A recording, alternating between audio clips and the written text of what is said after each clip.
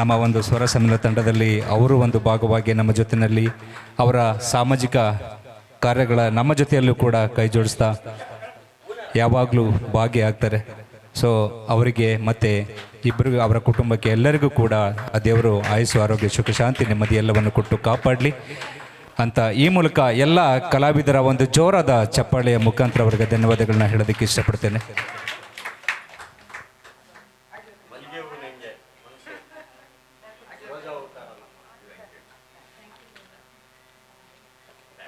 Thank you so much.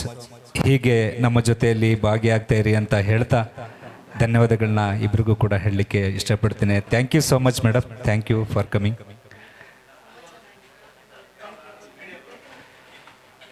So ಹಾಗೆ ಮುಂದಿನ ಗೀತೆಯನ್ನು ಹಾಡೋದಕ್ಕೆ ಮುನೇಶ್ ಅವರು ವೇದಿಕೆ ಮೇಲೆ ಬರ್ತಾ ಇದ್ದಾರೆ.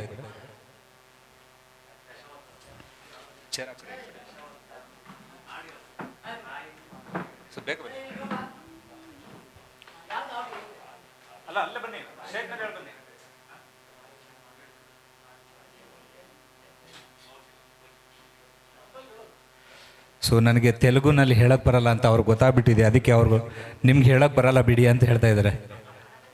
ಹೌದಾ ಮುನೇಶ್ ಅವರೇ? ಸೊ ನಾನು ತೆಲುಗು, ತಮಿಳು, ಯಾವುದಾದ್ರು ಹಿಂದಿ ಯಾವುದಾದ್ರು ಯಾರು ಚೆನ್ನಾಗಿ ಆಡ್ತಾ ಇದ್ದಾರೆ, ನಾವಿಲ್ಲಿ ಒಬ್ಬರು ಜಡ್ಜ್ ಮಾಡ್ತಾ ಇದ್ದಾರೆ. ಯಾರು ಚೆನ್ನಾಗಿ ಆಡ್ತಾರೆ ಅವ್ರಿಗೆ 5 ಗಂಟೆಗೆ 2,000 ರೂಪಾಯಿ ಬಹುಮಾನನ ಇದೇ ವೇದಿಕೆ ಮೇಲೆ ಕೊಡ್ತೀವಿ.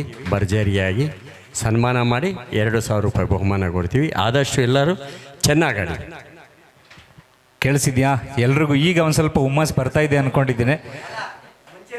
ಆಮೇಲೆ ಜೊತೆ ಹಾಡೋದ್ರ ಜೊತೆಗೆ ಆ್ಯಕ್ಟಿವಿಟಿ ಇದ್ರೂ ಇನ್ನೂ ತುಂಬ ಒಳ್ಳೆಯದು.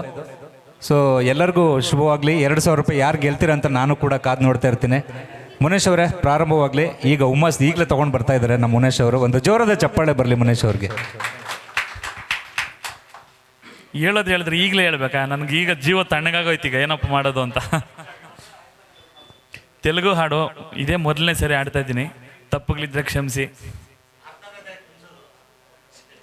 2ನೇ ಸರ್ ಅದಲ್ಲ ಸರ್.